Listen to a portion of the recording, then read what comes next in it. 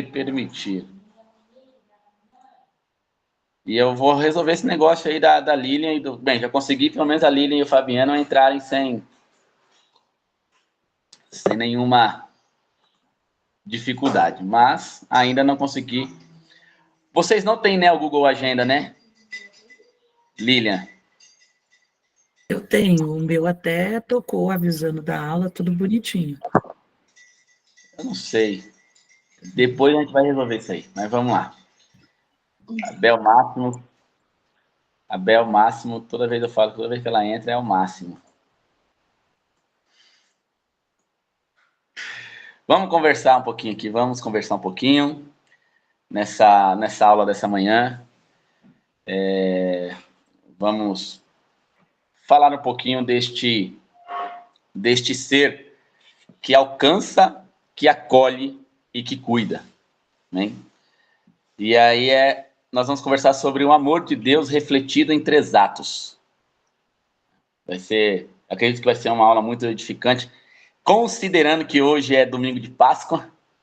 Acho que sem nenhuma organização minha, caiu exatamente no domingo de Páscoa esse tema dessa aula, que eu estou seguindo uma sequência vão ser 13 aulas, né, dentro dessa temática do ser discípulo, e esse material do qual eu estou usando, essa aula aí a gente fez uma aula sobre aquele tema que eu trouxe, acabou dando certinho, porque caiu bem na paixão de Cristo aqui este material, né? O ser que alcança, acolhe e cuida.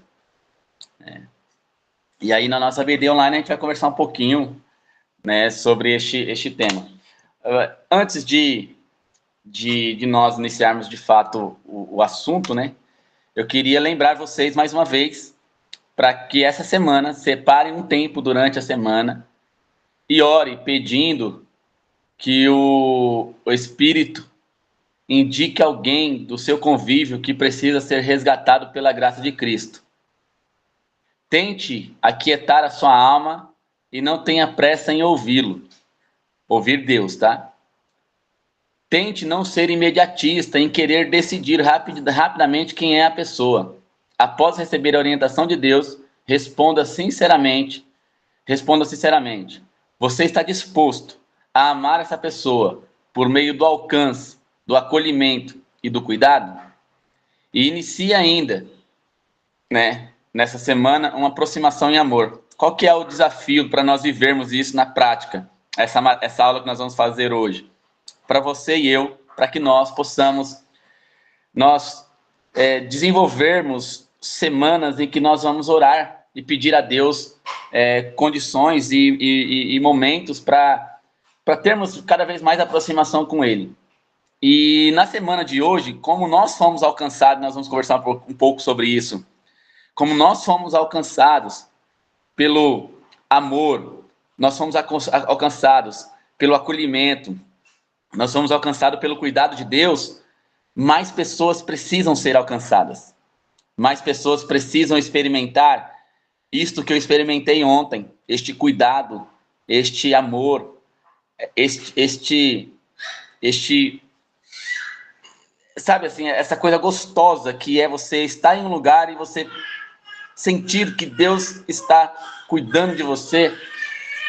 Isso tudo nós precisamos experimentar e chamar com que outras pessoas também experimentem. Amém?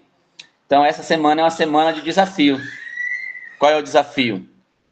Aquiete a sua alma quando estiver diante de Deus. Ouça a voz de Deus para que Deus te direcione a alcançar alguma pessoa. Só que não é somente alcançar e falar deste amor.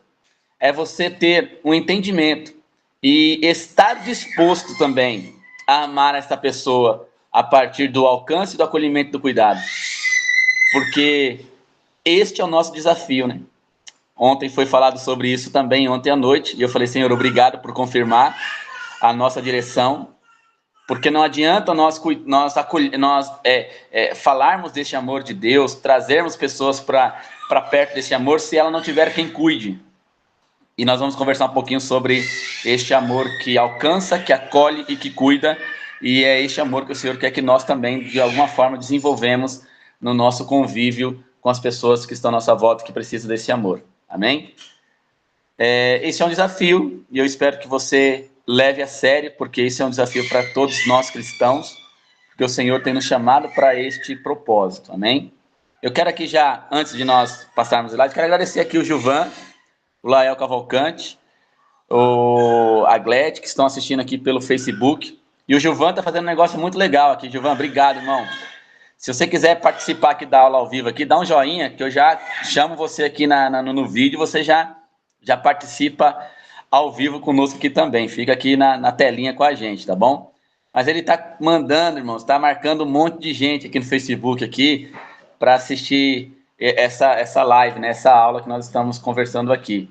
Mas deixa eu mostrar para o Gilvan como que nós temos feito. Gilvan, meu irmão, nós temos feito assim, ó. Além da live que nós estamos compartilhando, além dessa live que nós estamos compartilhando, nós estamos assim, ó, com os irmãos. Vou virar aqui a câmera.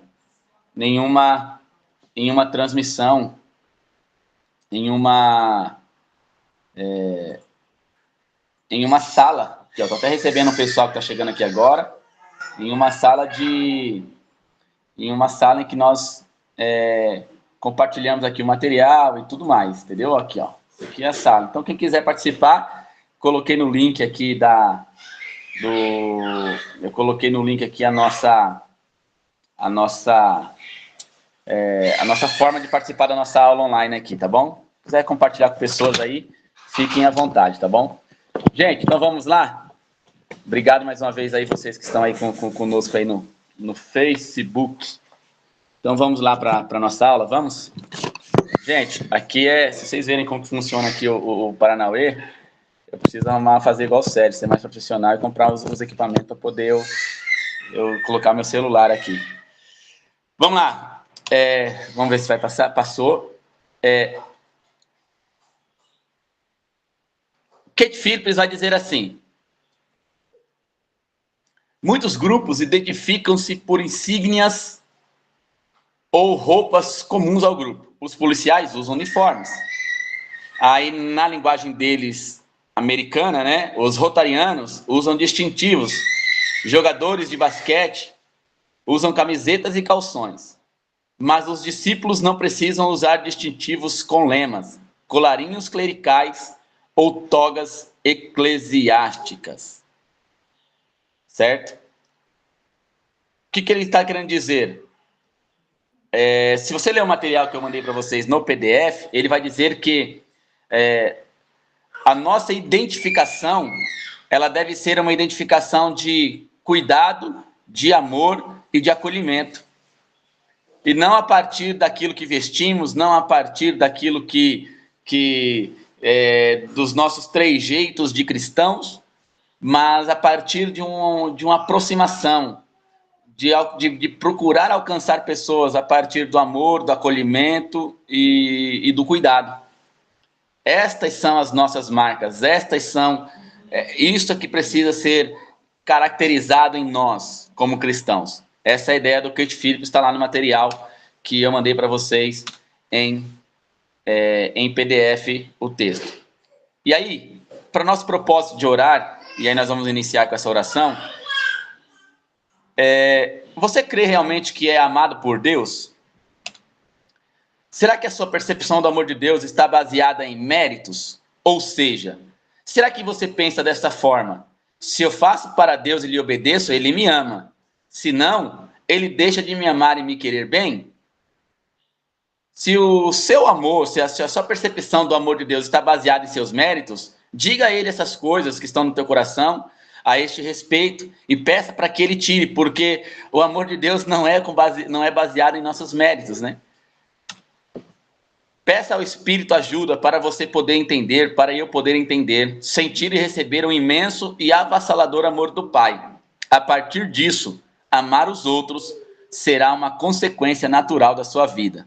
Então eu quero que, Lilian, por favor, libere o seu microfone e ore ao Senhor para nós, pedindo para que nós possamos entender esse amor de Deus cada vez mais, possamos receber este amor avassalador de Deus, para que a partir deste recebimento, deste amor avassalador, deste amor magnânimo, surpreendente, nós possamos também amar outros, porque será uma consequência natural da nossa vida, querer expressar esse amor que recebemos para outras pessoas. Então, ore ao Senhor, para que nós não tenhamos um entendimento equivocado sobre o amor de Deus, e para que também tenhamos um entendimento real de que nós somos amados por Deus. Amém?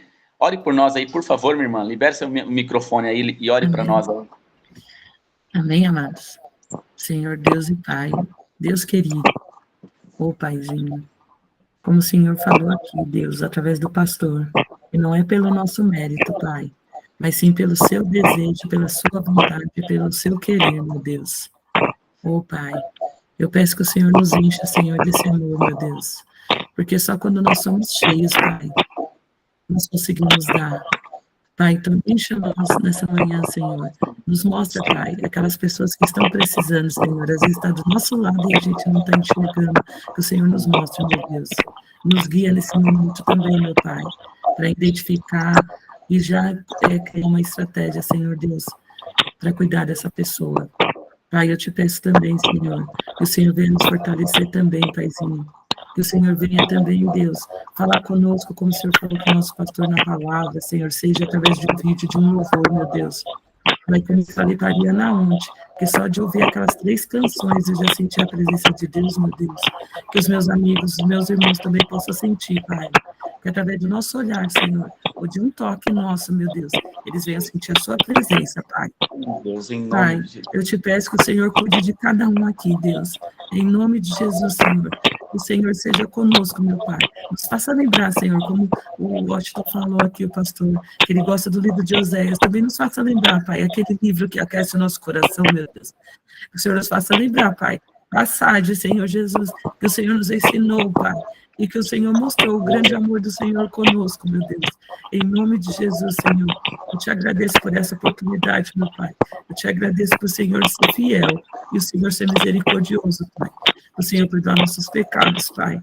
Eu te agradeço, meu Deus. Amém. Amém. Que benção. Ai, meu Deus. Hoje o dia parece prometer, hein, gente? Que benção. Vamos lá. Depois desse aqui. Estou passando aqui algumas coisas que eu já quero ir. Vamos refletir um pouquinho sobre o Deus que alcança, acolhe e cuida.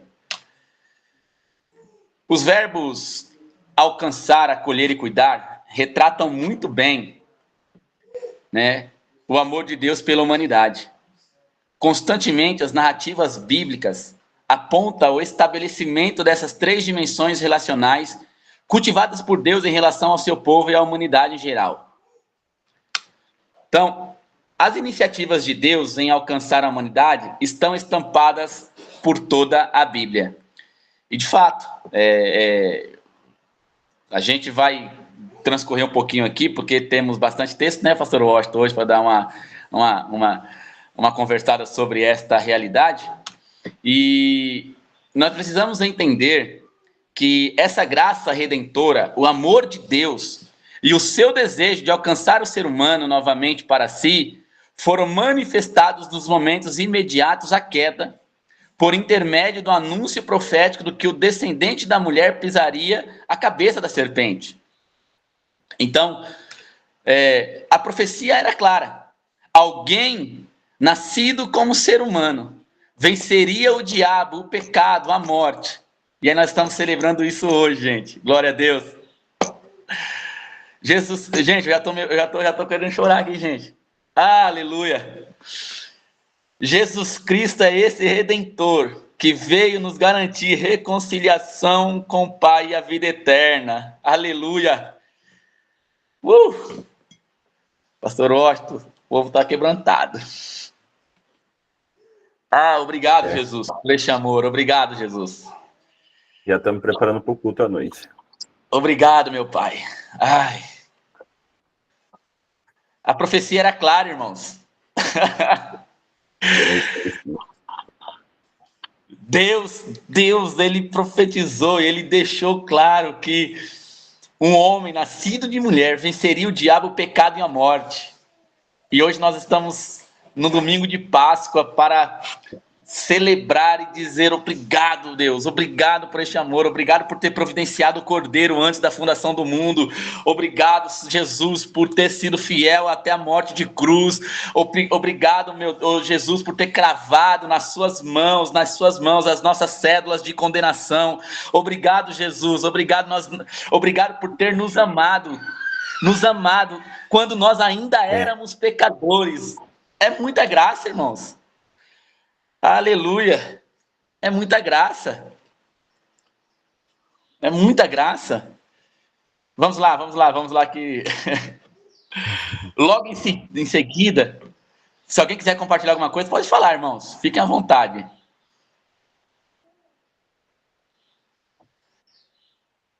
Então vamos lá? Logo em seguida, na narrativa de Gênesis, é possível ainda notar um detalhe que reflete o profundo cuidado de Deus pelos humanos. Gênesis 3:21 vai dizer que o Senhor Deus fez roupas de pele e com elas vestiu Adão e sua mulher. Ah, irmãos, que cuidado, né? Deus, e aqui, vou voltar aqui um pouquinho, e eu quero que vocês compartilhem alguma coisa sobre esse entendimento, essa compreensão, este momento único que o Evangelho nos apresenta,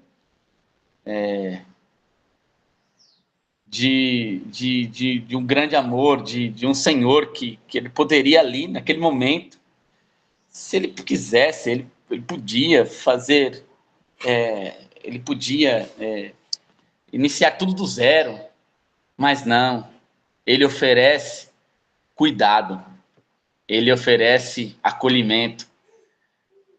Num ato de amor, ele oferece tudo isso que nós estamos conversando hoje. O que vocês sentem quando ouvem isso? Alguém quer compartilhar aí? Alguém quer levantar a mãozinha aí e falar alguma coisa? O que vocês sentem quando olha toda essa trajetória que nós temos vindo durante esses domingos? Falando do ser humano caído, da Imago Dei, e agora você observar que esse ser que cuida, esse Deus esse ser que acolhe, que ama, que cuida, é o nosso Deus, e você olha assim e fala, poxa vida, ele tinha todos os motivos e ainda assim nos amou. O que você sente, irmãos? O que nós podemos... Alguém pode abrir o microfone aí e expressar o que está no teu coração?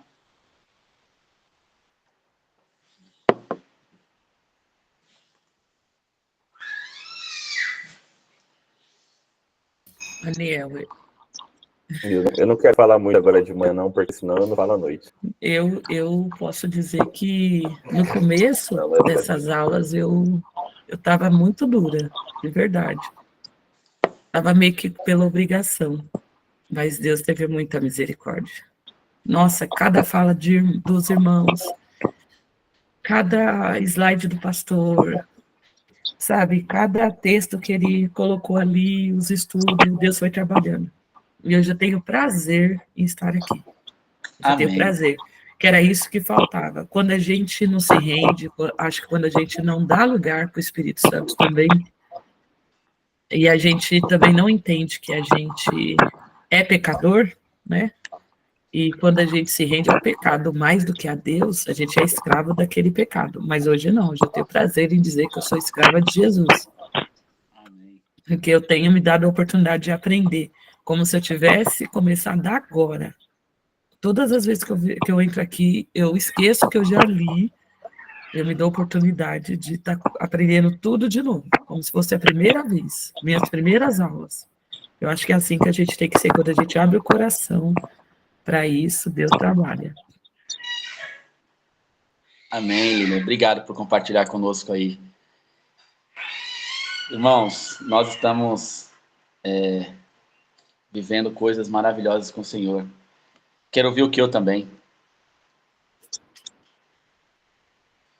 Paz a todos, irmãos. Falando Amém. sobre isso mesmo, a linha de raciocínio, essa semana eu tive uma experiência lá na Santa Casa. Minha mãe passou mal, né?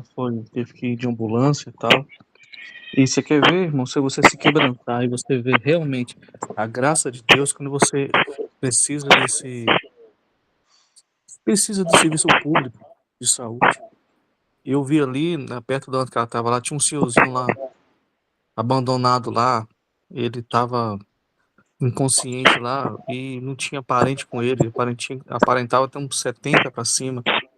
E eu vendo ali profissionais insatisfeitos pelo seu trabalho, pelas condições que oferece, paciente insatisfeito pelas condições que estava recebendo. Eu precisei até ser um pouco mais rude com o médico para ele poder aliviar a dor da minha mãe, que ela teve um problema de coluna lá e atacou, ela ficou inconsciente. E, irmão, a gente vê como a vulnerabilidade humana é grande se não for. E mesmo com a graça de Deus, mesmo Deus ser tão ilimitado, como nós somos limitados e precisamos todo dia da vontade dele na nossa vida. É impossível você frequentar esses ambientes e você não sentir ali que está sendo amparado por Deus. Eu sempre, quando eu vou trabalhar, eu trabalho na madrugada, eu peço a Deus, que eu já tenho convicção da minha fé, para onde eu vou e com quem eu sirvo.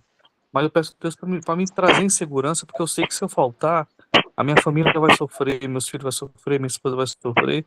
E se não for a graça de Deus, é impossível você dar os passos durante o dia. É impossível. A madrugada, você anda na madrugada, lugar que tem farol. Se você não parar no farol, se você parar no farol, você é assaltado. Se você não parar no farol, é perigoso alguém vir bater em você. Se você passa no farol verde, pessoas invadem o farol vermelho, é perigoso bater em você também. Então nós vimos que 24 horas, a todo momento, se não for a graça de Deus, o amor do Pai para conosco, é impossível a gente mesmo, até mesmo levantar da cama. Seja na parte espiritual, seja na parte física, seja na parte profissional. Se você não conseguir sentir isso, é impossível a gente levar o dia a dia. Nós que somos crentes, somos evangélicos, eu estou falando, aquele que tem o temor de Deus no coração. Amém? Amém, Kio. É importante mesmo, bom demais.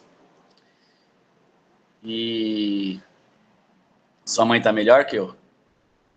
Ela foi medicada, tá melhor?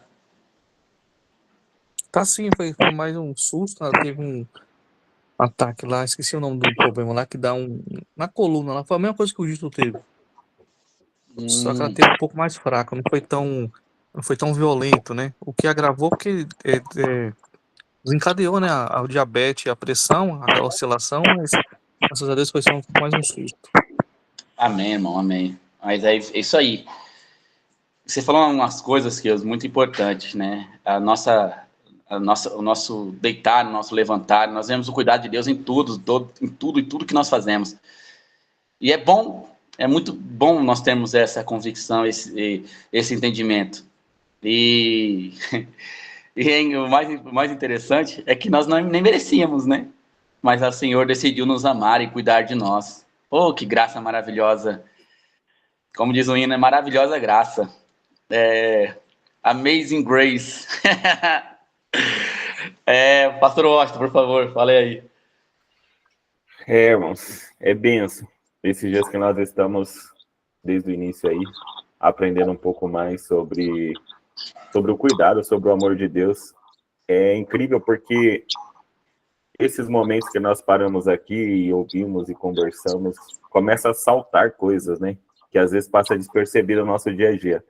E nós começamos a perceber, assim, de forma mais verdadeira, mais convicta, o cuidado e o amor de Deus com as nossas vidas. Mas o que tem sido mais incrível para mim é que a gente vê o plano de fundo revelado no Antigo Testamento e desde a criação. Desde antes da queda, que da onde a gente estava falando, a gente começa a ter ciência e clareza que tudo no Antigo Testamento aponta para o Novo. Tudo no Antigo Testamento aponta para Cristo. Inclusive, esse Gênesis 3,15 e esse Gênesis 3,21.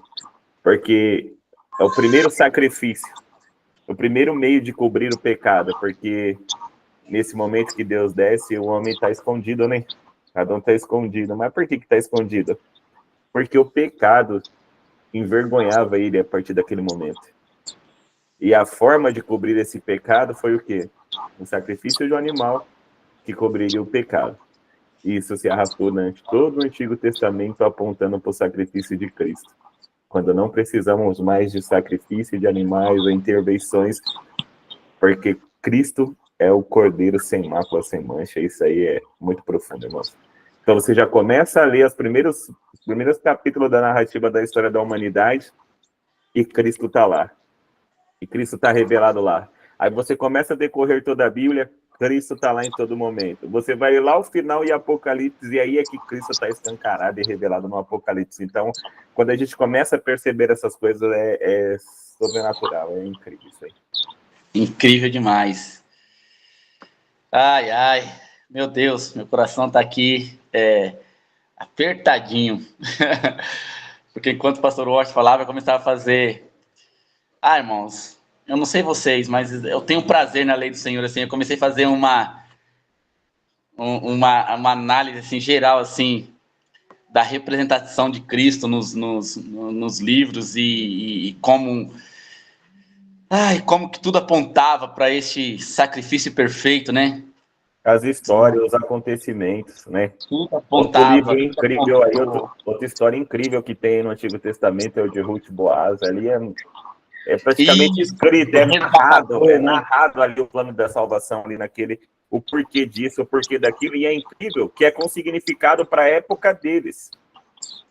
Só que já apontava para um acontecimento que viria depois, e, meu Deus do céu, é coisa incrível. É muito lindo, é muito lindo, é muito lindo. E é essa a maravilha das Sagradas Escrituras, né? Ela não tem preocupação em ser um relato fidedigno, total do caráter de Deus, mas ela tem a preocupação de revelar o aspecto do amor de Deus em todos os atos dele, em todo o tempo, como nós vamos ver daqui a pouquinho algumas histórias aqui. Gente, isso é fantástico. E eu olho para o Evangelho e eu vejo assim, como que o nosso coração, muitas vezes, por estar distante, nós nos deparamos com os evangelhos e com a morte de Cristo na cruz do Calvário, por este amor que foi derramado como um sacrifício vivo, e a gente, é só mais uma história, como se fosse algo mais, assim, sabe, a gente perde esse sentimento de misericórdia, de que invade o nosso coração, esse amor extravagante, né, do nosso Deus, que é um amor extravagante, irmãos.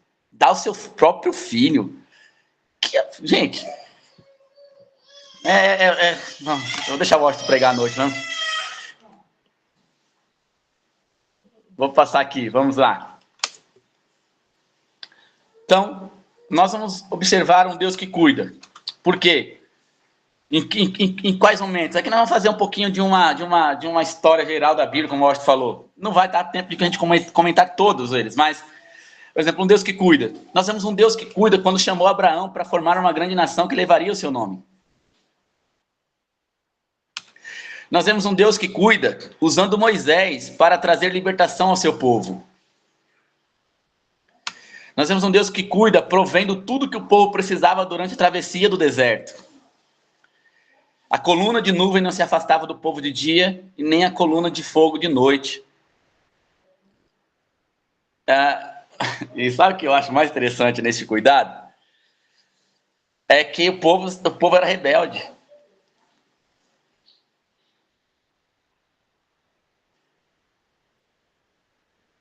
Este cuidado de Deus da coluna de nuvem e uma coluna de fogo é para o povo atravessar um deserto que não era para eles atravessarem por causa da rebeldia deles. Aí Deus falou assim, ainda que vocês sejam rebeldes, eu vou providenciar algo para proteger vocês. Deus vem, se nós olharmos as Sagradas Escrituras, desde o início, Deus vem e fala assim, bem, vocês se rebelaram contra mim, eu vou providenciar um cordeiro aqui, vou tirar a pele dele e vou vestir vocês. Vocês vão se rebelar contra mim, vou chamar um Noé, constrói uma arca. Vocês vão se rebelar contra mim, ainda que eu pudesse deixar vocês morrendo no deserto, no calor de não sei quantos graus de dia e um frio desgramado à noite. Não, eu vou proteger vocês, eu vou cuidar de vocês. Gente, que amor é esse? Que cuidado é esse? Pode falar, Washington. E sabe o que eu acho incrível nessa? Outra coisa que eu acho incrível nesse cuidado no deserto é porque desde a saída do Egito, desde todo aquele mover e que vai dizendo que Deus endureceu o coração de Faraó e Faraó não liberava o povo, aí as pessoas ficam se questionando. Eu me questionei por muito tempo, mas Senhor, por que o Senhor mesmo endurecia o coração do Faraó e não deixava sair? E depois por que o Senhor enviava o maná no deserto e falava que não era para guardar, porque senão no outro dia estava estragado, a não ser os que era para ser como testemunho, que está lá narrado na história. E era porque justamente Deus estava fazendo tudo isso para converter o coração dos homens para ele de novo. Era para mostrar assim, ó, é porque eu sou Deus, é eu que sou Deus, é eu que tenho o domínio, porque o povo quer pão, Deus enviava pão e dizia o quê? Pega só o que vocês precisam para comer hoje. Aí eu falei, Senhor, por quê? Aí Deus falou comigo, para provar para eles que eu sou Deus hoje, sou Deus amanhã e serei Deus eternamente. Então eu não posso fazer uma vez só, senão é fácil de questionar.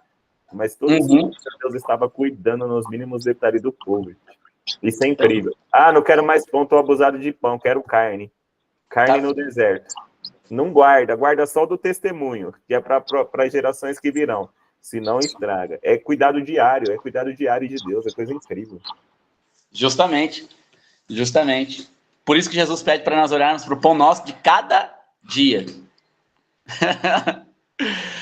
Por quê, irmãos? Porque nós precisamos experimentar o cuidado de Deus diariamente. Sabe? É como um menino que pregou ontem sobre o fogo que arderá continuamente. É uma continuidade. Nós precisamos ter uma continuidade deste cuidado, neste amor. E este amor está disponível para nós. É nós que precisamos diariamente nos aproximar, nos achegar, porque a ordem era: o fogo não pode apagar, né? Ele tem que arder continuamente.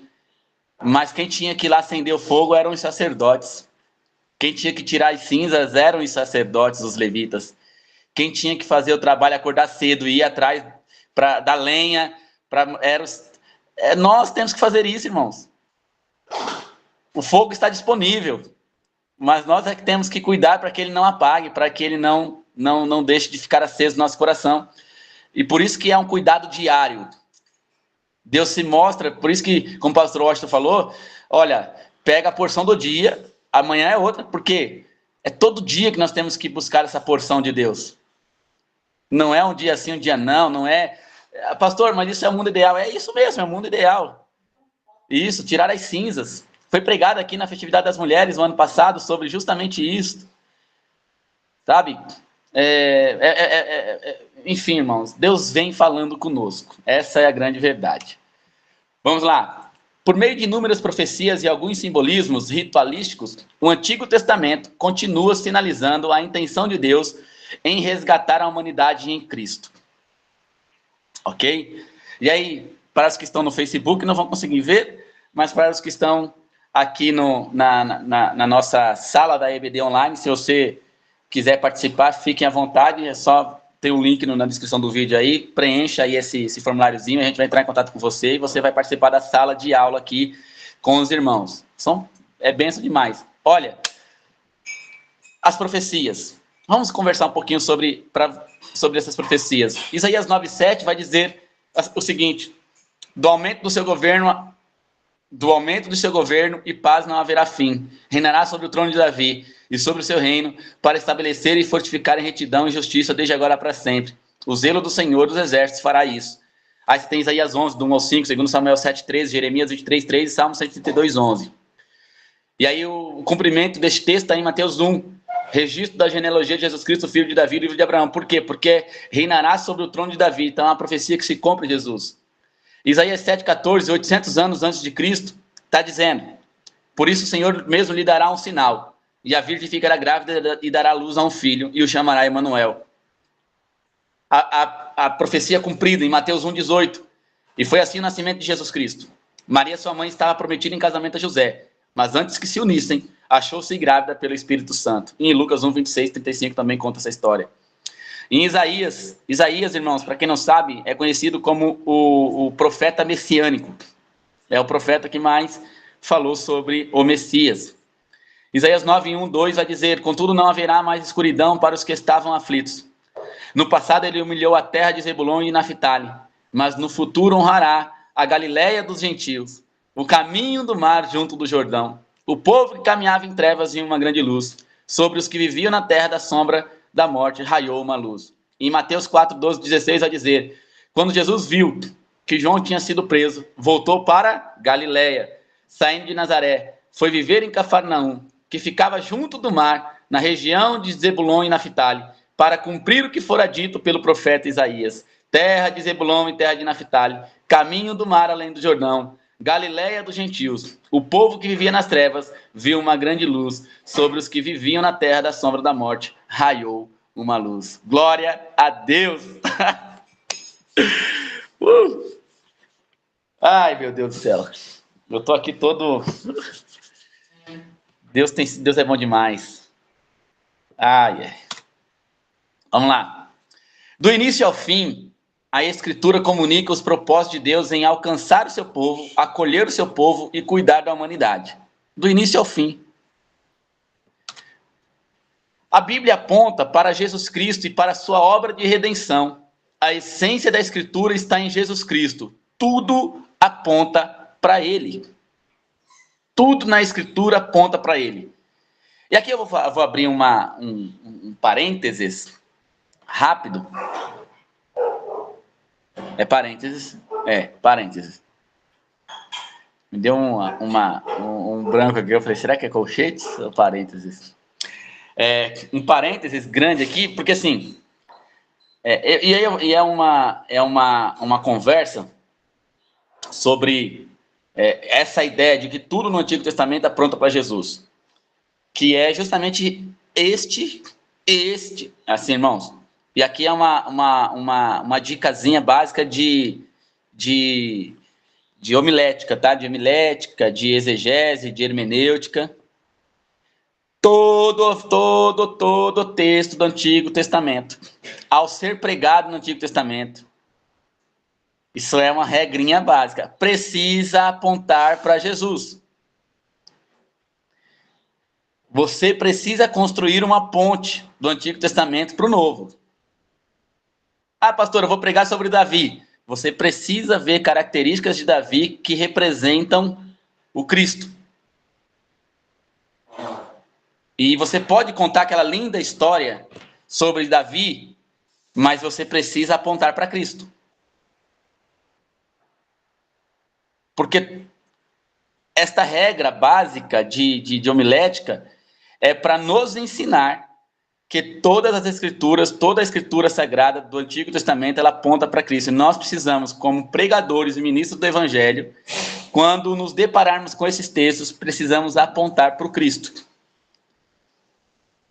É um desafio para quem vai pregar, mas essa é uma regrinha básica. Não adianta. Eu posso contar só a história de José? Pode, mas vai só contar uma história de José, não vai ter um fechamento, né? Não vai ter uma conclusão naquilo que a história representa. Porque a história de José não é uma história de José aleatória, não é a história pela história. Sabe? Ela tem aspectos que evidenciam o Cristo. E nós precisamos apontar para isso. Porque senão vai ser só contar história, irmãos. Senão vai ser só contar história. E pregação não é contar só história. Pregação é anunciar as boas novas de salvação. Vamos lá, pastor Washington. Por isso que aqui, quando a gente fala sobre pregação, principalmente para quem está iniciando, e aí eu falo para o pessoal aqui, fiz muito isso, né, durante o tempo que eu cheguei aqui. Vamos começar aí para todo mundo fazer um trabalho, para todo mundo começar a ministrar nas células que a gente fazia aqui. Aí eu falava, vamos fazer o seguinte, vocês escolhem o texto, e aí depois vocês vêm, sentam, vamos discutir algumas coisas sobre. E aí sempre quando eles iam com o texto do Antigo Testamento, não, porque eu já ouvi muito sobre Davi, sobre José, sobre isso, sobre aquilo. Eu falava para ele, irmão, vou falar uma coisa para vocês de verdade. Tá começando a pregar? Prega no Novo Testamento. Porque é difícil pra caramba pregar no Antigo Testamento. Porque realmente, se você não construir essa ponte, em todo o texto, em toda a passagem bíblica que você lê no Antigo, se você não construir essa ponte, vai ficar inconclusiva a sua mensagem. E aí eles foram percebendo, porque quando eles traziam, o autor trazia a história, eu falava, beleza, agora vamos ver o que isso aqui aponta para Cristo. E aí começava a dar um nó na cabeça e eu falava, tá vendo? Então comecem sempre pregando pelo Novo Testamento, porque pelo Antigo é mais difícil. Sim. E eu vou falar para vocês, eu vou confessar aqui algo muito que eu não escondo essas minhas limitações. Qual que é? Eu, particularmente, pouco prego no Antigo Testamento, porque eu tenho uma séria dificuldade. Eu acho assim, já é difícil eu construir uma ponte dos relatos do Novo Testamento, que como diz o Hebreus 1 lá, que na Antiguidade Deus falou pelos profetas, e agora ele falou pelo Filho, né? Se já é difícil falar a partir do Cristo revelado e trazer para os nossos dias de hoje, agora na hora da pregação, eu pegar um texto do Antigo Testamento, trazer refletindo Cristo, para depois trazer para nós ainda, eu encurto o caminho, mas tem que ser feito, irmãos, mas tem que ser feito. Toda a história, e você vai ver isso no que nós vamos apresentar para vocês já já. Dá nó, Lilian, dá nó, você fala, o que isso tem a ver com Jesus? Mas tudo tem a ver. Ontem eu preguei Isaías 40, do 1 ao 11. Quando o Isaías está falando, e aí Isaías fala assim, seca-se a erva, caem as flores, mas a minha palavra não passará. E aí ele vai falar assim, que como um Deus poderoso vai cuidar do seu povo, e como um pastor cuida das ovelhas, pronto. O texto já está mastigado, está apontando para o pastor que cuida das ovelhas. Tá claro isso, né? Quem deu a vida pelas ovelhas? Eu sou o bom pastor, e o pastor que dá a vida pelas ovelhas, pronto. Sabe? Mas é interessante isso. Jesus. E aí você olha que há uma ideia daquele texto de Isaías 40 de um cumprimento futuro. Você tem uma ideia de um reino milenar de Cristo, você tem uma ideia de como que será o reino de Cristo. Então, nós temos que conhecer, porque assim, apontar para o Cristo em qual fase da época de Cristo? Isaías, como eu falei, messiânico, mas ele aponta muito para o reino, no reino milenar de Cristo. Ele aponta bastante. Eu gosto muito do Jeremias 2, 10 e 11, apontando para o Cristo no final da grande festa. Aquele que pensa que vem a mim e beba. Gosto muito do Jeremias 2, quando Deus fala assim, 2 pecados cometeu meu povo a meu respeito. Primeiro, abandonou a mim fonte de águas vivas. Segundo, construiu para si cisterna rachada que não retém água. E aí você vai ver lá no João 7. Aí Cristo, no último dia da festa, se levantando diante de todo Israel, falando assim, aquele que tiver sede, venha a mim e beba. Ele é incrível.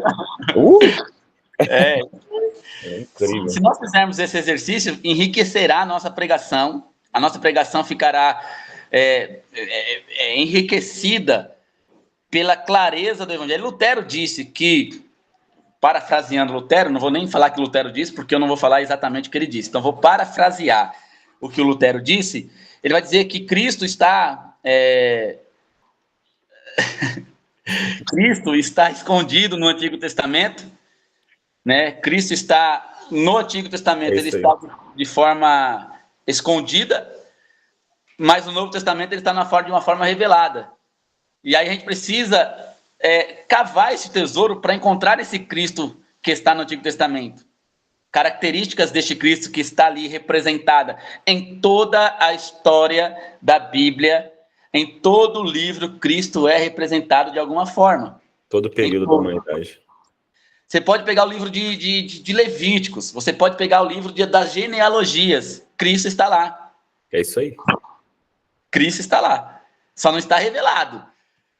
Mas quando você começa a dar significado para os nomes lá, você percebe o plano lá, né, Leão? Fica uma dica aí para vocês, leitores, que vão começar a ler um Antigo Testamento diferente. Quando vocês começarem só traduzir os nomes lá, Noé, Lameque, vem embora traduzindo os nomes, você vai ver que ele já está lá também. Já. Enfim, Cristo está lá. O pastor Washington tem um livro lá, tem um livro aí que eu já vi na estante dele, sobre simbologias, né? Tipos, símbolos e mitos. Tipos, símbolos e mitos. Irmãos, é isso. No Antigo Testamento nós temos tipos de Cristo, coisas que simbolizavam o Cristo, e nós temos essas ideias lá. É só nós buscarmos. Fechei parênteses, voltando. Só era uma dica. Uma dica boa, eu acho. Então, dessa forma, pode-se entender que a Bíblia é um instrumento eficaz, inspirado pelo Espírito Santo, a fim de revelar o plano de Deus, por meio do Evangelho, resgatar todos aqueles que estão subjugados pelo pecado e pela escravidão. Então, nós vamos ver que ela é um instrumento eficaz, inspirado pelo Espírito, para revelar esse plano de Deus. Por isso que eu falei, a Bíblia não tem caráter de ser um diário de Deus, mas de mostrar como que o plano de Deus se desenvolveu, o plano de salvação se desenvolve no decorrer da história.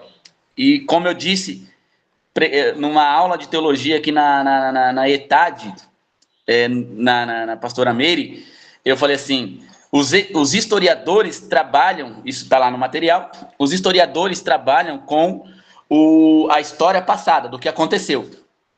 Nós que trabalhamos com a Bíblia, nós temos a história passada, nós temos a história presente, e nós temos algo em nossas mãos, um privilégio tão maravilhoso, que nenhum historiador secular tem. Qual é? Nós temos o desfecho da história, nós temos a história do futuro. Somos o único povo que pode trabalhar a história na perspectiva do futuro, do que já vai acontecer, porque está revelado o que vai acontecer. Enquanto os historiadores se detêm na história do passado para tentar entender o presente, nós nos detemos na história do passado, no plano de Deus para o seu povo, para vivermos um presente, para refletir este plano de Deus, entendendo que no futuro nós estaremos juntos com o nosso Deus. Isso é maravilhoso, irmãos. Cada vez que eu me detenho diante de umas realidades dessas, eu fico literalmente encantado com esse Deus. Vamos lá. E aí, vamos um pouquinho de Bíblia. Vocês lembram da história de Jonas? Vocês lembram da história de Jonas? Opa! Essa é uma das histórias, eu acho que mais mal compreendidas do Antigo Testamento. Até porque, normalmente as pessoas, como eu disse, não fazem a ponte e colocam Jonas só como, o profeta fujão, não sei o quê, aquela coisa toda, aqueles estereótipos, né, do Jonas. Mas o texto de Jonas, e aqui é justamente a gente conversar, qual foi a ordem de Deus para Jonas? Qual foi? Vou até abrir aqui no meu notebook, aqui, quero ver vocês falando. Eu estou perguntando para vocês mesmo. A ordem? Qual foi a ordem? Pregar uma mensagem de arrependimento para Nínive. E pregar o quê? Uma mensagem de arrependimento para Nínive. Então Deus tinha um interesse de alcançar um povo, certo? Certo. Então, Deus chama o profeta e disse, olha, tem um povo ali que precisa ser alcançado, vai lá e prega. E aí você sabe o que acontece, ele vai fugir. Mas a pergunta que eu vos faço é, por que ele fugiu? Por que ele fugiu? É uma pegadinha, irmãos. Essa pergunta é retórica, mas é uma pegadinha também. Por que ele fugiu? Eu estou abrindo aqui, até abrir, achar, vocês vão falando.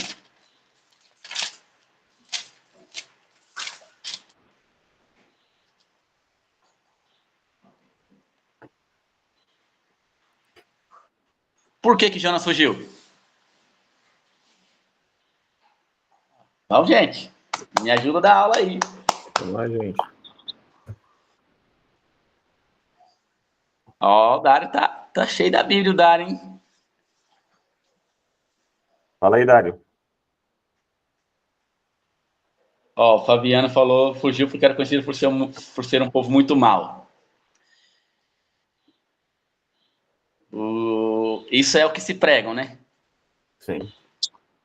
Eu acho que Jonas fugiu porque sabia que Deus ia se compadecer e que depois eles iam achar que ele era um profeta mentiroso, que falou que Deus ia matar o povo e Deus não matou.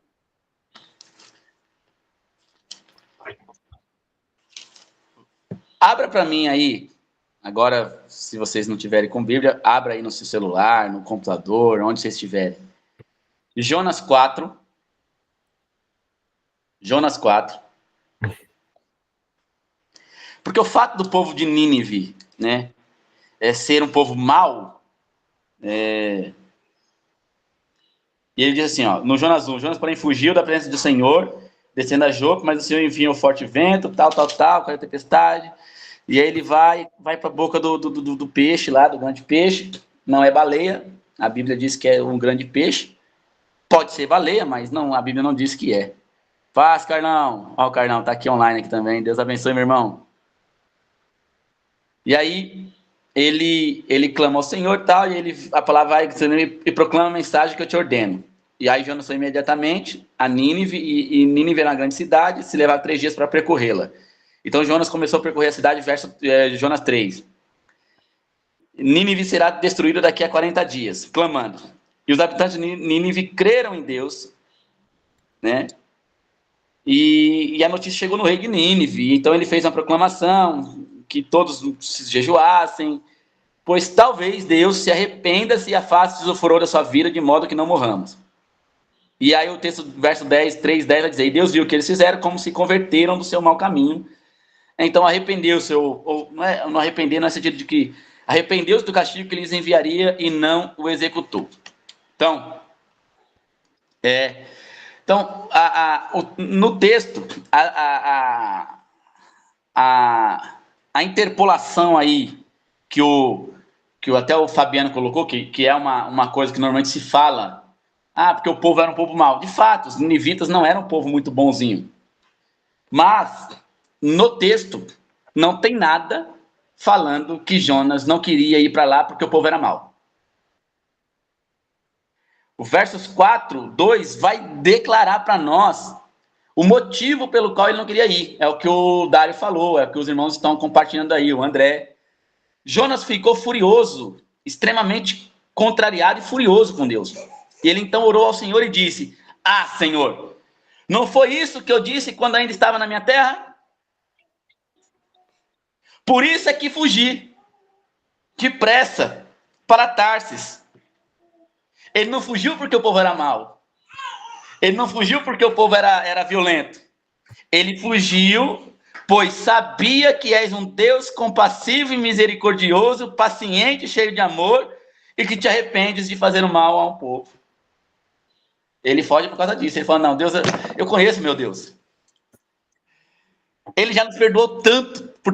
Nós temos. Aí vem aquela questão da história particular de Jonas com Deus, do seu povo com Deus. Ele vai dizer assim, ele vai fazer uma análise histórica de tudo que Deus já fez para o seu povo, desde como ele cuidou e tratou e amou e acolheu e alcançou o seu povo, buscando alcançar seu povo. Jonas olha para a história e fala, esse Deus é misericordioso demais, é muito bondoso.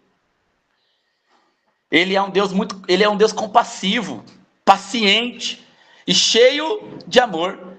Se eu pregar e esse povo se arrepender, ele não vai matar. E como era um povo inimigo, Jonas está igual nós, né? Igual nós não, né? Igual muitos crentes. Vai lá, Israel. Acaba todo com os palestinos, mata tudo. Contextualizando, tá, gente? Só contextualizando. Nós estamos igual Jonas. Isso, mata todos os palestinos, são os nossos inimigos. Não importa se tem inocente, não, mata todo mundo. Porque Deus vai falar isso lá para Jonas, quando Jonas dá a boboreira lá, da árvore lá. Que ele pede a vida. E aí o Senhor vai dizer Aí o verso 4, o Senhor respondeu, é razoável esta tua ira? Ele pergunta, você está nervoso por quê, cara? Traduzindo na versão do Niel. Você acha que está certo? Você está certo de ficar nervoso desse jeito comigo? Então Jonas saiu da cidade, sentou-se ao oriente dela. Ali armou uma tenda e sentou-se debaixo dela, à sombra, até ver o que aconteceria à cidade. Ele ainda tinha expectativas de que uma bomba nuclear caísse ali na Palestina, em Nínive, e matasse todo mundo. Ele sobe para ver o que vai acontecer. Ele fala, bem, vamos ver se ainda tem chance desse povo morrer. Então o Senhor fez crescer uma planta acima de Jonas para que lhe fizesse sombra. Olha como Deus é maravilhoso. Jonas não era medroso. Não era. Jonas, ele era como muitas vezes nós queremos que pessoas morram e não queremos pregar o evangelho para elas. É isso que ele era. O Senhor Deus fez crescer uma planta a fim de livrar do seu incômodo. E Jonas ficou muito contente por causa da planta. Jonas falou, obrigado, Deus. Ó Deus cuidando. Olha Deus cuidando. Aí, mas no dia seguinte, ao nascer do sol, Deus enviou uma lagarta que atacou a planta e ela secou. E aconteceu que quando apareceu o sol, Deus mandou um vento oriental quente. E o sol bateu na cabeça de Jonas e com toda a sua alma ele desmaiou e desejou morrer, dizendo, para mim morrer é melhor do que viver. Então Deus perguntou a Jonas, você está nervoso por quê, Jonas? Você está certo de estar nervoso por causa da planta? E ele respondeu, Senhor, é justo que eu me ire a ponto de desejar a morte. Aí Deus dá um checkmate, como diz o André, um xadrez. O checkmate, André. Olha o checkmate. O Senhor disse, você, Jonas, tem compaixão de uma planta que você não cultivou, você não fez crescer, que em uma noite nasceu e numa noite morreu. Você tem compaixão de uma planta. Acaso eu também não teria compaixão da grande cidade de Nínive, onde há mais de 125 mil pessoas que não sabem discernir entre a mão direita e a mão esquerda, e também tem muitos gados? E termina. Deus fala, você está reclamando com o quê, Jonas? Porque o fato de Jonas não ter ido para Nínive é porque ele sabia que Deus é um Deus que alcança, que quer alcançar a todos, ele quer atrair a todos para si. Esse era o fato de Jonas. Jonas, ele não tinha medo. Jonas, ele, pela sua história, ele sabia que ao pregar, e se o povo se convertesse, Deus usaria de misericórdia para com o povo. E então assim, olha como que Deus faz, o que Deus faz para alcançar o seu povo, para alcançar as pessoas, para nos alcançar. Esta é uma declaração muito forte, irmãos. Porque Deus fez o que estava ao seu alcance. Enviou um profeta para que aquele povo fosse alcançado pela mensagem. E aí tem os vários desdobramentos. Não sabe discernir da mão direita, da mão esquerda. O povo está perdido. O povo está batendo cabeça, Jonas. E você não tem compaixão deles. Você ficou tudo tristinho, tudo bravo aí, porque a árvore nasceu numa noite morreu. Pois não, pastor Washington? Eu vejo só uma coisa diferente de Jonas para todos os demais profetas que a gente lê no Antigo Testamento.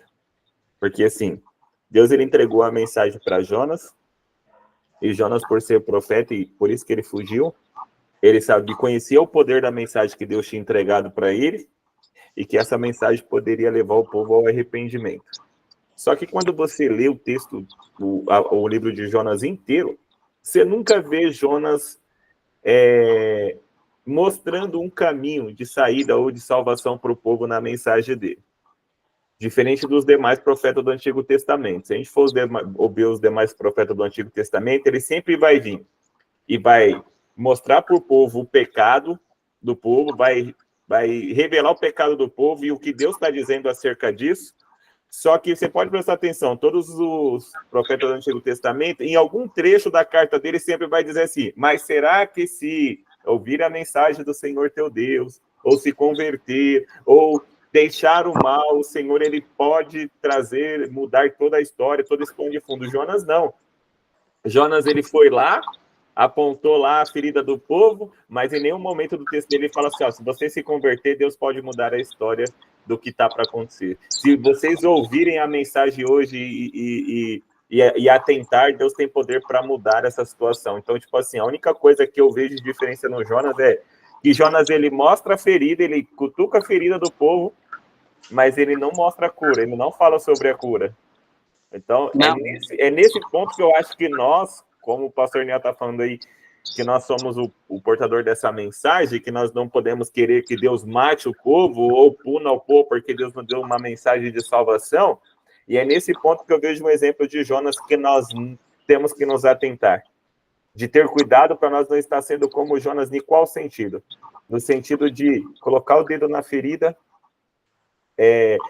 tocar na ferida do povo, mas de não mostrar um caminho de solução que é Cristo. Porque Jonas, toda a passagem dele, deixa bem claro que, inclusive no capítulo 4, fica escancarado que, de maneira alguma, ele queria que Deus salvasse, mas queria realmente que Deus matasse o povo e que ele saísse como um profeta verdadeiro. Sendo que eu acredito que o maior sucesso, vamos dizer assim, no ministério do profeta era levar o povo ao arrependimento, e esse sim é o nosso trabalho hoje. Apresentar um Deus que alcança, né? Que alcança. Apresentar um Deus que entregou seu filho para morrer por nós. Apresentar um Deus que traz uma solução. Não é só pôr o dedo na ferida. A mensagem do Jonas é: vocês vão ser destruídos daqui 40 dias. Essa é a mensagem. Acabou. E eu acho que ele voltou para o monte lá e falou assim: tomara que Deus o cumpra, tomara que Deus o cumpra. Mas essa é o grande cerne, né? O alcance de Deus, como Deus trabalha para alcançar as pessoas, para que o seu evangelho alcance pessoas. E aí, irmãos, eu ouvi muitos comentários aqui. Deixa eu ver aqui. Teve um comentário da nossa irmã, ela escreveu aqui, vou pegar aqui. Aí eu não sei se foi ela ou se foi o Rafa. Acho que foi ela. Como você diz, Neel, muitas pessoas são iguais a Jonas. Da primeira dificuldade deseja a morte e vai além. Deseja a morte do próximo, não desejando que ele seja salvo, por conta da vida antiga que possuía. Já em relação ao Senhor, ele é extraordinário para nos dar a salvação. É isso aí. Então, sabe assim, irmãos, eu fiz a brincadeira aí, mas assim, nós muitas vezes temos esse pensamento, né? Mas nós muitas vezes temos esse pensamento como de Jonas. Fica desejando que o outro se arrebente, que Deus mate, né? Mas nós não pregamos a salvação, a mensagem de arrependimento. Outra história, para nós refletirmos um pouco. Um Deus que acolhe e cuida. A história do profeta Oséias. Irmãos, essa história. Quem conhece a história do profeta Oséias aí? Levanta a mãozinha. Essa história. Irmão, eu conheço um joinha aí. Dá um joinha aí. Quem pouquinho. Eu já li umas 2 vezes já. Meu irmão. Gente do céu. Acho que é uma das histórias mais... Ai, meu Deus do céu. Porque não é uma parábola, né? Humilhante. Obrigado, Lilian. Humilhante. Não é uma parábola, não é uma coisa... Não. Irmãos, esse é o profeta que viveu na pele o sentimento de Deus para com o povo, irmãos do céu. Ele experimentou na vida real aquilo que estava no coração de Deus, o sentimento que Deus tinha para com seu povo. Mas o que é mais fascinante nessa história, eu não vou falar muito dela aqui não, porque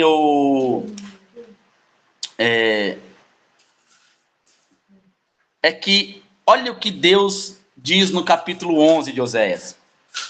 Olha só, o que é mais fascinante é a demonstração deste acolhimento e deste cuidado. Até porque Oséias, ele está justamente vivenciando isso na pele. Irmãos, olha o que diz Oséias 11. Quando Israel era menino, eu o amei, e do Egito chamei o meu filho. Quanto mais eu os chamava, mais se afastavam de mim.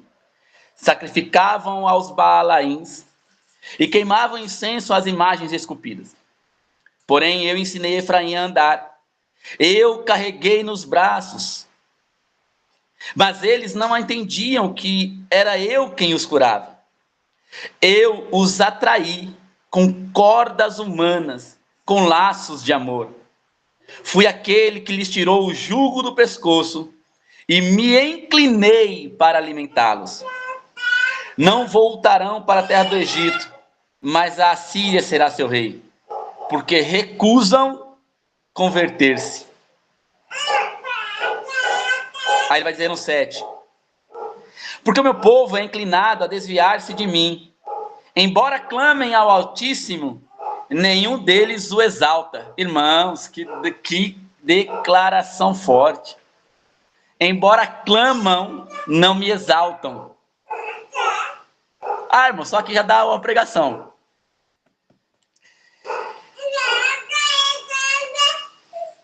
Como te abandonaria, ó Efraim? Como te entregaria, ó Israel? Como te faria como eu fiz com Admá? Ou com Zeboim? O meu coração se comove. As minhas compaixões despertam todas de uma vez. Não executarei o meu furor na minha ira. Não voltarei para destruir Efraim. Porque eu, Senhor, Deus e não homem, o santo no meio de ti, eu não chegarei com ira. Eles seguirão o Senhor. Ele bramará como leão. Quando bramar, os filhos virão tremendo do ocidente. E do Egito, os do Egito também virão tremendo como um passarinho, os da terra da Síria como uma pomba. E eu os estabelecerei em suas casas, diz o Senhor. Efraim me cercou com mentira, e a casa de Israel com engano. Mas Judá ainda anda com Deus e é fiel com o santo. Irmãos, essa daqui é uma história. Você sabe, Deus dá ordem para o profeta e diz para o profeta, vai lá, pega aquela adúltera e casa-se com ela. E a exemplificação é justamente esta. E era para, na vida de Oséias, ser exemplificado, mostrado como Deus via o povo de Israel. E ainda assim cuidava, e ainda assim acolhia. Deus via o povo de Israel como adúlteros, prostitutos. Ah, é, da genealogia. É. E ainda assim Deus fala para Oséias, vai lá, pega ela, toma por mulher novamente, cuida dela, acolhe ela na tua casa. Irmãos, que amor é esse? Eu vou lembrar de uma música do Marcelo Aguiar, uma música novinha. Que amor é esse que se move dentro de mim? Né? Irmãos, é muita coisa. É muita coisa. Eu quero que vocês possam compartilhar alguma coisa aí. Podem falar alguma coisa aí. O que vocês olham quando vocês veem essas histórias, irmãos? Pode falar, aqui. Eu acho que eu já ministrei algumas vezes nesse livro. E quando a gente vê que Deus, ele usou essa manifestação para provar através do profeta, para mostrar para o povo, aquela terra, como ele estava se sentindo, muito forte. Porque eu acho que foi uma das poucas vezes que Deus demonstrou a profundidade do sentimento do coração dele. Olha lá, claro que não está explícito assim nos versículos, mas fala mais ou menos assim, vou parafrasear. Oséias, eu vou te mostrar como está meu coração perante o povo, tanto que eu faço, porque a gente vê a narrativa do Antigo Testamento, e até mesmo fazendo a ponte para o Novo, que sempre os pecados girou dentro do mesmo ciclo, né? Que é adultério, que é a blasfêmia, que é a idolatria. E assim, o povo estava meio calejado já com isso. Aí Deus deu um basta, falou, não, eu vou mostrar realmente, através desse profeta, vou falar para você, profeta, como eu estou me sentindo. Como você pega uma pessoa e põe a pessoa no seu lugar. A pessoa, ela mensura como é que é a sua dor, mas não está vivendo ela. Quando você pega essa pessoa e transporta ela para o seu lugar e fala assim, ó, eu estou me sentindo assim. Deus não deu a Oséias as manifestações da divindade que ele tinha, mas sim da dor que ele tinha. Imagina como é profundo isso. E de um modo, para um homem, essa questão de você adquirir uma mulher da origem que aquela sua esposa era, é mais complicado ainda, porque era uma prática muito forte naquela época. Era Uhum. muito forte aquela prática da fornicação, de homens pegar outras mulheres, a força tal, e assim, é algo que estava ficando descontrolado. E Deus não estava triste, não só pelo fato de estar acontecendo isso, mas sim o povo virar as costas para ele de novo. Né? A gente vê que é corriqueiro as nações, troca de rei, troca de época, mas sempre chega uma hora que vira as costas. Aí Deus falou, não, eu vou ter que mostrar, pegar um ser humano, vivo, carnal, e vou pôr no meu lugar, perante a dor, para mostrar realmente como eu estou me sentindo. Eu confesso que o dia que eu ministrei essa passagem lá na presbiteriana, foi difícil para mim, porque eu me embuí muitas vezes em lágrimas, tentando mensurar como que seria, humanamente falando, a dor de Deus, né, perante aquele povo. Porque é difícil, é complicado, principalmente por gênero masculino, você imaginar, não fazendo divisão de gêneros, masculino e feminino, mas por homem imaginar você pegar uma pessoa, uma mulher que já foi de várias outras e tinha uma prática, e você casar e cuidar e demonstrar amor, demonstrar cuidado, é difícil, é complicado. E Deus fez isso e é muito profundo.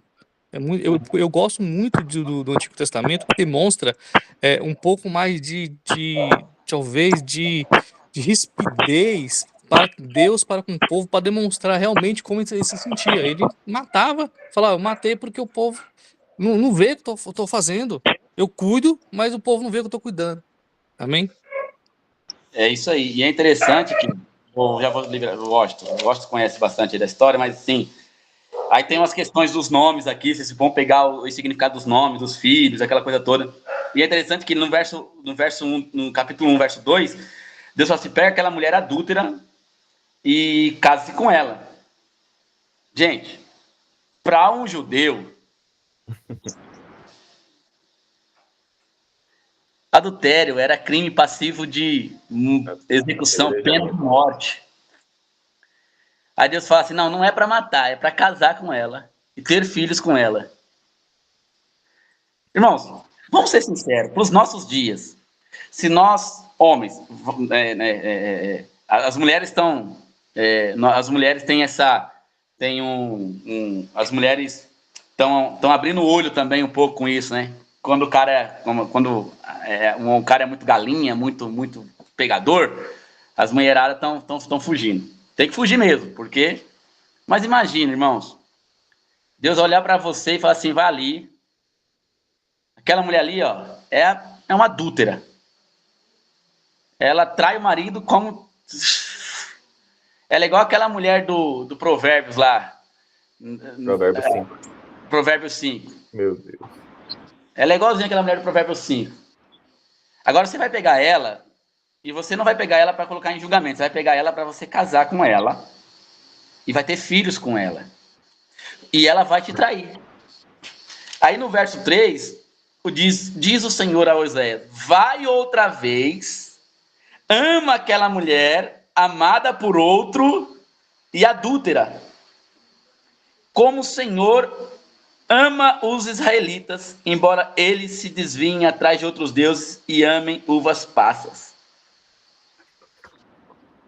Assim, comprei para mim aquela mulher por 15 peças de prato e 1 homem e meio de cevada, e ele disse, tu viverás comigo muito tempo, era uma prostituta, prostituirás, nem serás mulher de outro homem, eu também virei contigo.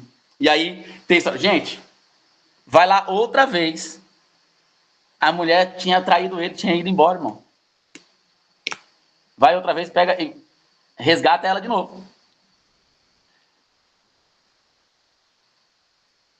Ah, irmãos, é muito forte aqui. Tudo isso para demonstrar o esforço de Deus para resgatar, para acolher e para cuidar do seu povo.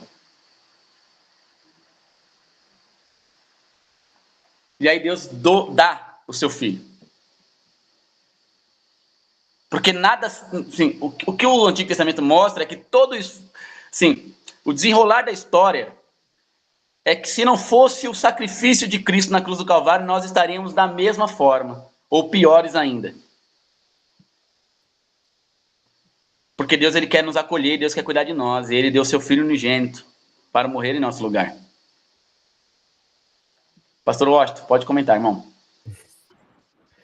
E é incrível que... É por isso que eu falo que é um dos livros que eu mais gosto no Antigo Testamento, é o livro de Oséias, porque Isaías é bonito quando você começa a entender ali, ele falando sobre as características de Cristo, da vinda, do ministério terreno, do ministério de Cristo, mas quando você olha para Oséias e você lê essa história e você entende a aplicação dessa história, desse acontecimento da vida do profeta, eu acho que nenhum livro do Antigo Testamento demonstra mais amor de Deus, assim, mais o amor de Deus por uma humanidade fraca e caída como o livro de Oséias. Porque como a gente vê no capítulo 3, depois que acolhe, depois que cuida, depois que limpa, aí ela vai e volta de novo para o mesmo lugar. E aí Deus fala assim, ó, e aí, o que mais me tocou, a primeira vez que eu comecei a ter um entendimento, entender um pouquinho sobre o livro de Oséias, foi que quando Deus fala para ele assim, ó, vai lá agora e compra ela de novo. Compra ela de novo. E isso é muito cristocêntrico, irmão. Isso aqui é muito cristocêntrico, isso é muito cristocêntrico. Até porque, se você pegar ali o trechinho do valor que ele paga por ela, no Antigo Testamento era o preço pago por um escravo. Era o preço que era pago por um escravo no Antigo Testamento. E aí Cristo fala assim, ó, vai lá e compra ela de novo, mesmo ela tendo voltado para a mesma situação, para a mesma vida miserável, compra ela de novo. E ainda o que mais me despertou, assim, que foi onde eu parei, quando eu comecei a entender, e eu li ali, eu parei, foi quando Deus falou assim, ó, e ama ela. E ama ela. Tipo assim, olha como explodiu na minha mente a primeira vez que eu tive essa percepção, irmão, do amor de Deus revelado no livro de Oséias. Porque não era só comprar por comprar, irmão. Não era só trazer e tentar restituir a dignidade da mulher de novo, irmão. Porque isso acontece muito nos nossos dias de hoje, nos nossos relacionamentos. Eu falo nem só como casal, como esposo, como marido. É a questão de quando as pessoas nos ferem e nós falamos assim, não, beleza, tá perdoado, e você pode fazer parte do meu ciclo de amizade de novo, meu ciclo de convivência, isso é na igreja, isso é na nossa casa, isso é no nosso bairro, isso é no nosso trabalho. Nós sabemos que foi difícil, mas beleza. Aí você vai e reintegra a pessoa no seu dia a dia. Só que você reintegrar a pessoa e você amar a pessoa são coisas totalmente diferentes. Porque Oséias poderia muito bem ter comprado ela, ter restituído a dignidade dela, ter trazido ela para casa e falar, não, agora ela tem um dono, vamos dizer assim, agora ela tem de novo um dono, tem alguém que zela dela, tem alguém que cuida dela, tem alguém que é protetor dela, mas não cultivar nenhum sentimento. Para Deus não basta só comprar. E a paixão de Cristo nos prova isso. Quando nós usamos esse termo, paixão de Cristo, o amor de Deus nos prova isso. Porque a ideia de Deus nunca foi só que o Senhor nos comprasse, nos resgatasse, devolvesse a nossa dignidade novamente, nos desse vida novamente. É tanto que é claro no Novo Testamento, quando Cristo fala assim, que ele veio para dar vida, mas para dar uma vida abundante, não qualquer tipo de vida. E quando eu comecei a juntar essas coisas nessa parte, Deus falando assim, ó Zé, é para você trazer ela de novo, é para você limpar a reputação dela, para você dar um lar para ela, para você ser um porto seguro para ela, para você ser um lugar de acolhimento para ela. Mas tem uma coisa, Zé, você precisa amar ela novamente. E é aqui que nós nos encaixamos e que essa mensagem do livro de Oséias, para mim, se torna muito mais profunda na questão cristocêntrica, porque Deus podia simplesmente nos resgatar.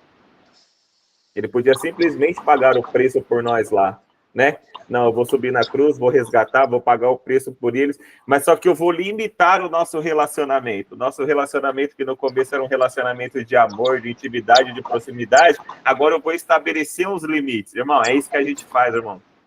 quando as pessoas nos magoam, nos machucam. É isso que a gente faz, irmão. Infelizmente. O que a gente faz? Eu sou cristão e a Bíblia me ensina que eu preciso perdoar. Até aí nós vamos. Até aí nós vamos. Porque até aí nós conseguimos aplicar o que a palavra de Deus diz muitas vezes. Não, a Bíblia me diz que eu preciso perdoar o meu irmão, aquele que se levantou contra mim, porque essa é tenta merecer. Ah, beleza, blá, blá, blá. Só que a Bíblia vai um pouquinho mais além. Se nós quisermos ser cristão verdadeiro e parecido com Cristo, nós temos que entender que a questão é muito além do perdoar, é muito além do restituir no nosso ciclo de vivência. Não, irmãos, é ir lá, restituir, perdoar, mas também amar, como Deus disse para Oséias. Ó, Oséias, vai lá, compra ela, paga o preço do resgate, restitui ela e, ó, ama ela. Eita, forte. Forte demais, irmão. E indo para os finalmente, obrigado, pastor Lógico, pela contribuição. O Betinho aqui escreveu aqui, verdade. Verdade mesmo, Betinho. Nós temos, enquanto o pastor Lógico falava inicialmente, eu estava fazendo essa reflexão, pastor, sobre essa dificuldade de nós acolher, mas também cuidar, mas também amar, né? Ah, não, vamos resgatar, vamos deixar aí. Não, tá bom, vamos deixar aí. Não, o chamado é para amar. Deus, pense nisso. Deus está sempre disposto a alcançar, acolher e cuidar dos seres humanos, não importando as circunstâncias. Nas palavras de Santo Agostinho, Deus ama tanto a cada um como se não existissem ninguém mais a quem pudesse dedicar o seu amor. Vou repetir essa frase de Agostinho. Deus ama tanto a cada um como se não existisse ninguém mais a quem pudesse dedicar o seu amor. Sejam cheios desse amor de Deus. E vamos para finalmente. Você entende que a relação de amor pode, de fato, ser compreendida nas atitudes de alcançar e cuidar? A ordem na qual essas atitudes estão dispostas pode ser levada a sério na prática? Quando você, como discípulo de Cristo, se dispõe a amar alguém que está sem esperança e imerso no caos e na dor, o que costumamos fazer? Que atitude nós temos tomado de forma a alcançar, acolher e cuidar de pessoas? Então nós precisamos conversar sobre isso, certo? E nós ilustramos aqui com alguns testemunhos pessoais, mas assim, o desafio é nós fazermos essas perguntas. E a pergunta final é: o que eu tenho feito de forma prática para transmitir este amor de Deus que alcança, que acolhe e que cuida de pessoas? Porque nós é que estamos aqui como representantes de Deus, ou nós temos feito como Jonas? Nós é que somos. Jonas ali era o representante de Deus para levar uma mensagem de acolhimento, uma mensagem de alcance, uma mensagem de cuidado. E Jonas não, ele se negou a fazer isso porque ele não queria que aquele povo recebesse aquela graça, fosse alcançado pela misericórdia e o amor de Deus. E quando nós não compartilhamos deste amor, quando nós não compartilhamos daquilo que Deus tem feito em nossas vidas, quando nós não compartilhamos do Evangelho, quando nós não levamos este amor de Deus às pessoas, nós somos tal como Jonas. Nós estamos como que Pilatos também, lavando nossas mãos para as pessoas e não estamos cumprindo aquilo que o Senhor quer que a gente cumpra. O Senhor quer que nós tenhamos atitudes que revelem esse alcance, este acolhimento e este cuidado de Deus para a vida das pessoas. Através de nós, é o que o Senhor espera. E, finalizando, pense um pouco, converse com pessoas, chame pessoas aí no WhatsApp, da EBD online, converse sobre meios de amar, levando-se em conta os 3 verbos que nós conversamos hoje. Por exemplo, um colega seu de profissão, seu supervisor, seu chefe, ou um indigente que pede esmola na sarjeta. Como que você pode levar em conta esses 3 verbos? De alcançar, acolher e cuidar. Dos textos trabalhados neste encontro, por qual deles você foi mais profundamente ministrado? Eu gostaria de... Vamos fazer o seguinte, a gente vai terminar. E eu vou voltar aqui, a semana que vem a gente vai ter uns 10, 15 minutos para nós compartilharmos. Então, se você puder durante a semana ler Oséias e ler Jonas, E aí, a semana que vem, a gente começa com essa pergunta. Desses 2 textos que trabalhamos hoje, a semana que vem a gente vai começar. Por qual deles que você foi mais profundamente ministrado? E eu quero ouvir de vocês aí, tá bom? Amém, irmãos? Podem dar um joinha aí para a gente poder ver se vocês entenderam? Amém. Então, vocês vão ler durante a semana e a gente vai conversar sobre qual desses 2 textos você foi mais ministrado para a glória de Deus. Irmãos, alcance, e não é a igreja do Subirá. A igreja do Subirá que chama alcance, né? Alcance, acolhimento e cuidado. Deus requer de mim e de você que nós alcancemos pessoas, acolhemos pessoas e cuidemos de pessoas em amor. Não importa o que elas fizeram, não importa quais foram os seus pecados, porque se Deus em seu amor e sua bondade e sua graça alcançou a nós, Ele quer alcançar através de nós outras pessoas também. E isso depende das nossas atitudes. Amém? Meus irmãos, quero agradecer a todos. Alguém quer compartilhar alguma coisa para nós orarmos e irmos embora? O André vai orar por nós aí. Que desafio imitar Cristo nesse sentido, justamente. Eu ia ler o Colossenses, rapidinho, enquanto vocês vão compartilhando aí. O Colossenses vai dizer assim, ó, quando o Walsh estava falando sobre comprar, lá em Colossenses 2,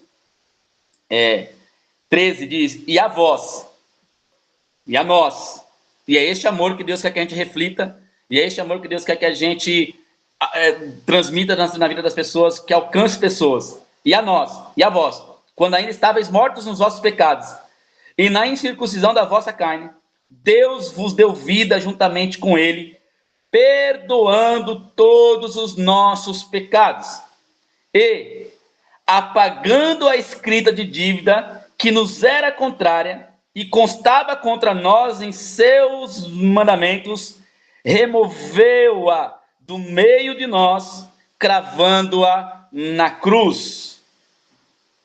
Que o Senhor possa fazer com que você reflita este amor na vida das pessoas, em nome de Jesus. André, ore para nós terminarmos. Deus abençoe a todos que estiveram presentes aqui, foi bênção demais. Daqui a pouco estará disponível lá no YouTube. Paz, Mônica, estamos esperando vocês aqui daqui a pouquinho. Amém. Vai ser bênção em nome de Jesus. Amém? Amém, irmão.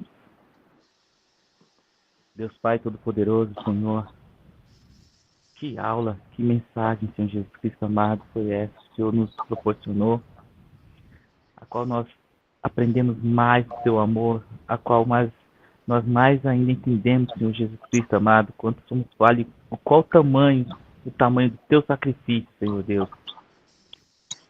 Assim como foi falado aqui nesta manhã, Senhor Jesus, muitas das vezes nós olhamos para o livro de Oséias e nós sabemos onde nós nos colocamos, Senhor Deus.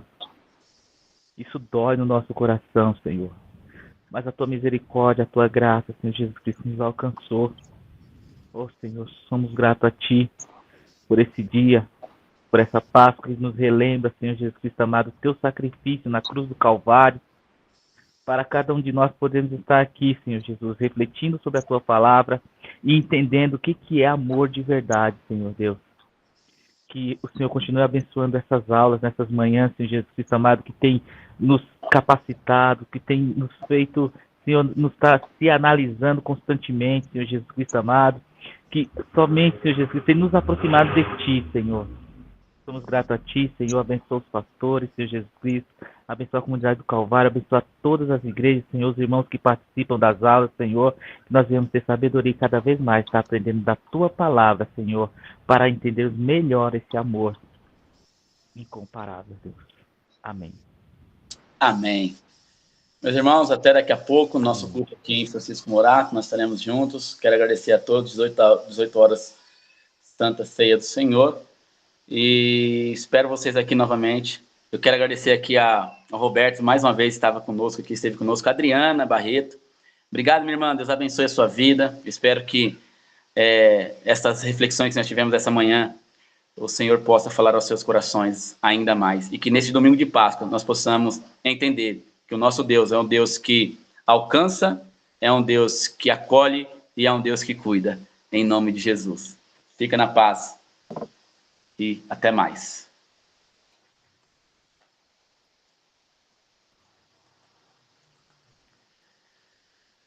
Graça e paz, meus irmãos. Deus abençoe para a gravação.